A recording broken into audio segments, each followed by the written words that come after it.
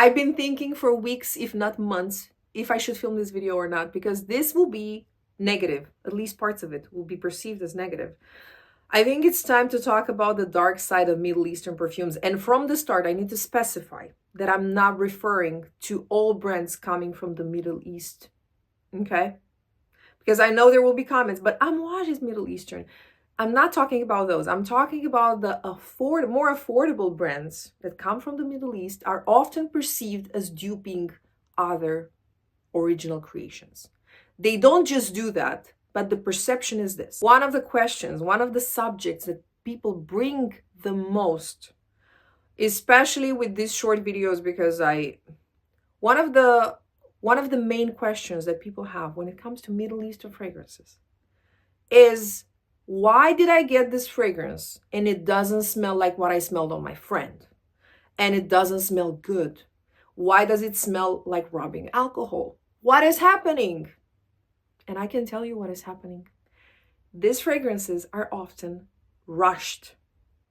It doesn't just happen with Middle Eastern fragrances, but the cheaper a fragrance is, the faster it will be released, the faster the process will be, because fragrances do macerate in big quantities. So if I'm in a rush, if I want to sell this fragrance out there and just sell it, just make money with it, the faster the better. I mean, a lot of brands think this way. Then I will just put it in bottles and just send it out there. Yes, the fragrance will get better. I always tell people, the fragrance will get better. You need to be patient. A lot of people just put it in the garbage. They smell it and they're like, this is not good. This smells bad, or it just doesn't smell like anything.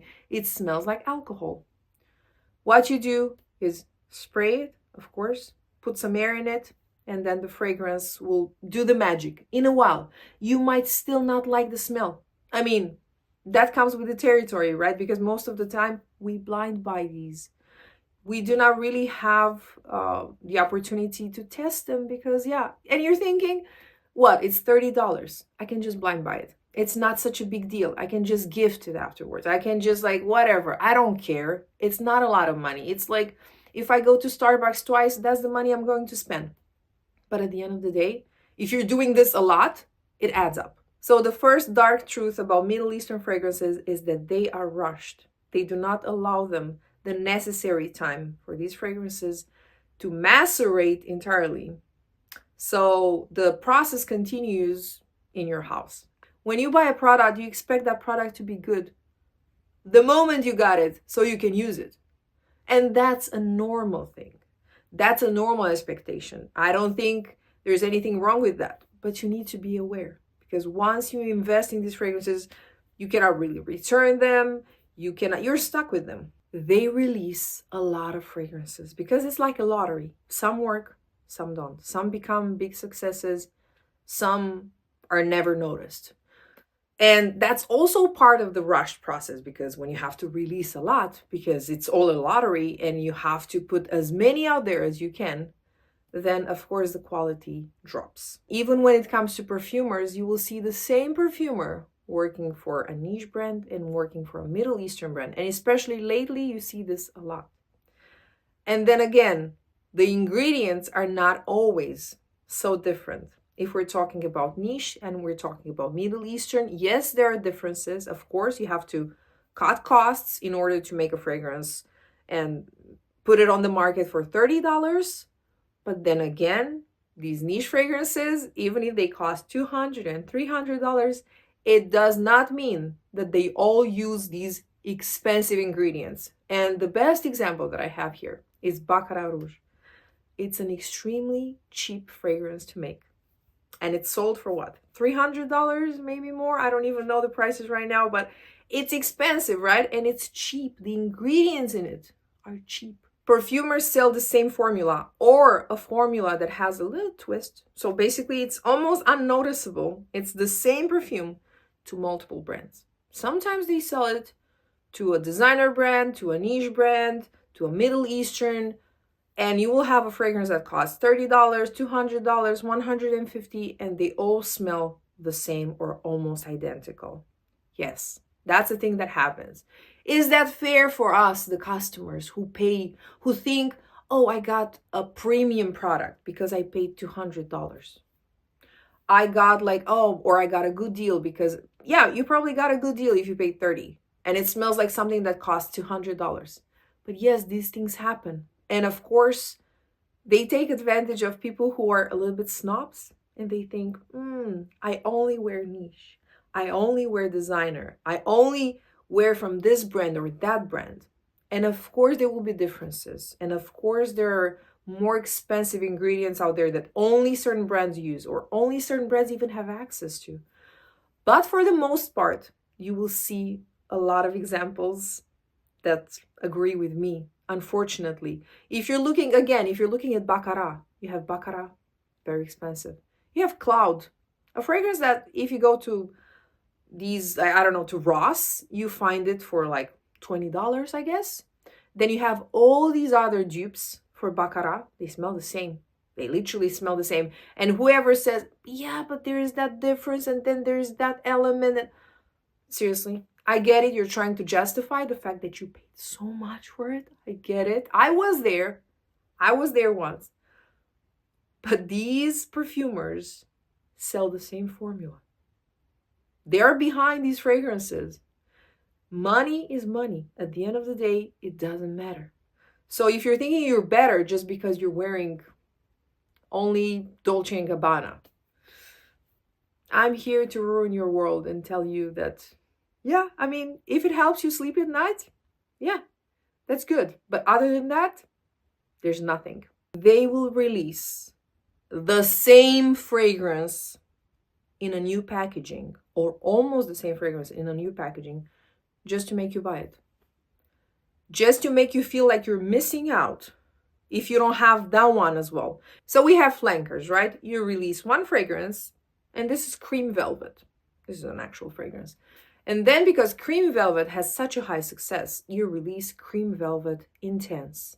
And people who loved Cream Velvet are like, oh my God, I need the Intense version because it's probably so much better. And maybe it is much better, or maybe not. So then they get Cream Velvet Intense. And then because Cream Velvet Intense is so amazing, they also get Cream Velvet Elixir and so on and so forth. But sometimes people will hate Cream Velvet, some people. So then you think, what can I do to make all these people who hated Cream Velvet love it, but I cannot tell them that I'm re-releasing Cream Velvet. I need to do it in such a way that they don't know.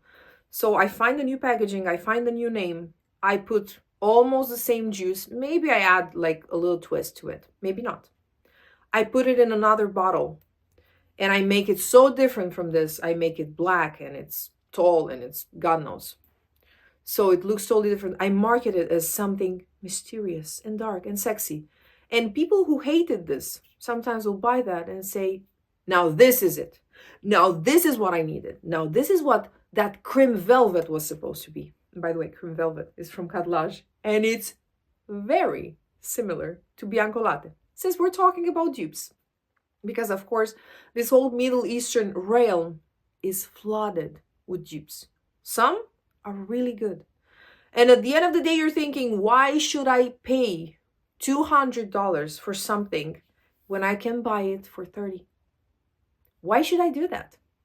It lasts? Yes. It looks pretty? I mean, it's pretty enough. Is it the same smell? Sometimes you cannot tell them apart, like in this case. Should I invest in the real deal? Maybe. Maybe because I appreciate the original creation, because I appreciate art. Are dupes ethical? There are dupes in almost anything and everything, from makeup to fragrances to clothes. If you go to a place like Zara, all of their clothes are copies of bigger brands and whatever. Their fragrances as well, but nobody's talking about that. That's another story. Apparently what they're doing is not wrong because it's Zara, right? But if a Middle Eastern brand does it, then it's bad. Now you tell me the name of that. I won't say it. I won't say what's behind that. But I'm just saying, if Zara does it, we're good. We don't have a problem with that. Or at least some people do. I do. But when Middle Eastern brands do it, Suddenly we're like, that's unethical. That's not okay. And you know what? These Middle Eastern brands do release original creations. You know what happens to most of them? They don't get noticed because people want dupes.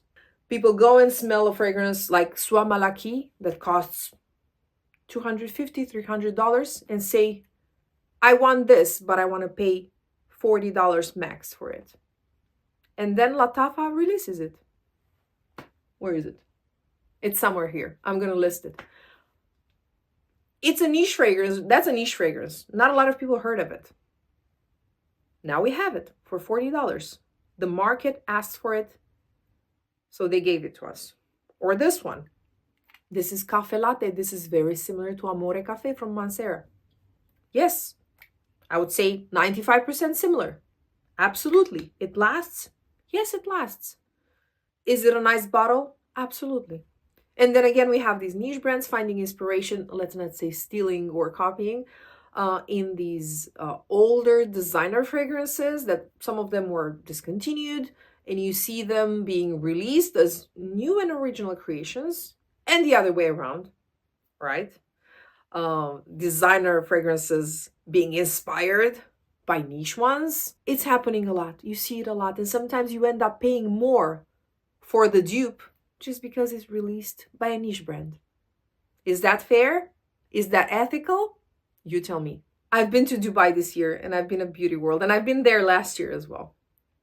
And it's such a funny place. It's such a funny place. There is this niche corner as well that you can visit if you're into niche. But most of it, it's Middle Eastern perfumes, like what I'm talking about here in this video.